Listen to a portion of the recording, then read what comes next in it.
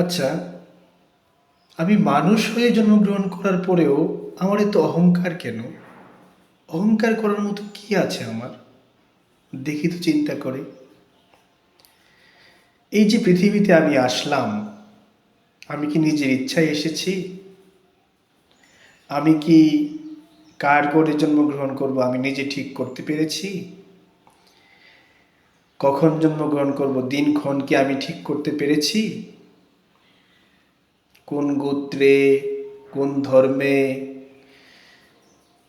কোন পরিবারে, আমি কিছুই তো ঠিক করিনি, কিছুই তো নিজে নির্ধারণ করিনি। আচ্ছা, আমার জন্ম হইল, জন্মের পরে আমি কি আমার স্নান নিজে করতে পেরেছি?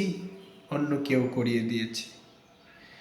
আমার নাম রাখা হলো, এটা কি আমি নিজে রাখতে পেরেছি? অন্যে রেখেছে। তারপরে মা দুধ খাইয়ে লালন পালন করেছে। মা যদি দয়া করে দুধ পান না করাতো তাহলে কি হতো? আমার মৃত্যু হতো। মা দয়া করেছে বিদায় আমি বেঁচেছি, ধীরে ধীরে বড় হয়েছি। মা বাবা লালন পালন করেছে, স্কুলে ভর্তি করিয়েছে, শিক্ষক আমাকে শিক্ষা দিয়েছে, জ্ঞান দান করেছে। আস্তে আস্তে বড় হয়েছি, লেখাপড়া শেষ করেছি। তারপরে কোনো প্রতিষ্ঠান আমাকে চাকরি দিয়েছে, কাজ করছি, বিনিময়ে অর্থ উপার্জন করে ভরণ পোষণের ব্যবস্থা করছি।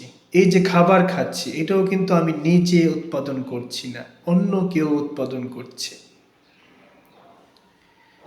অসুখ বিসুখ হলে আমি নিজের অসুখ নিজে সারাইতে পারি না, ডাক্তারের কাছে যেতে হয়। আমি কি করছি? আমি তো কিছুই করছি না।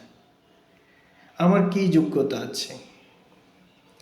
মানুষ হিসেবে যেহেতু জন্মগ্রহণ করেছি, একদিন মরতেও হবে, এটাও সত্য। আমি কোথায় মরব, কিভাবে মরব, এটা কি আমি নিজে নির্ধারণ করতে পারবো? এই শক্তি কি আমার আছে?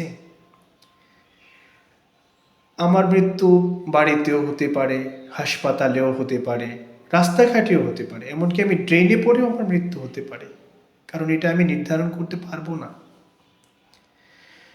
এমনকি আমি কবে মরব সেই দিনক্ষণও আমি ঠিক করতে পারবো না, সময়টা আমি নির্ধারণ করতে পারবো না, সেই শক্তি আমার হাতে নেই। আচ্ছা, আমার মৃত্যু হলো, মৃত্যুর পরে পরিবারের লোকজন পাড়াপড়শি মিলে চার কাঁধে করে শ্মশানে যদি না নিয়ে যায় দয়া করে, তবে ওখানেই আমার দেহ পচে গলে যাবে, কুকুর শিয়ালে খাবে। লোকজন দয়া করে চার কাঁধে করে আমাকে শ্মশানে নিয়ে যাবে, আমি কিন্তু আমার নিজের দেহকে শ্মশানে নিতে পারবো না। আমি কিন্তু আমার দেহকে সমাহিত করতে পারবো না, সেই শক্তি আমার নেই।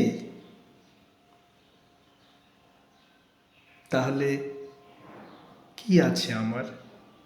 কিসের এত অহংকার আমার? আমি আমার জীবনে কোন সিদ্ধান্ত নিতে পেরেছি, কি করতে পেরেছি? কোনো কিছু কি আমার হাতে ছিল? ছিল না। তাহলে এত অহংকার কেন আমার? আমার এত অহংকার করার কি আছে বলুন তো? আমার প্রথম স্নান করিয়েছে অন্যজন, শেষ স্নানটাও করাবে অন্যজন। কিসের এত অহংকার আমার?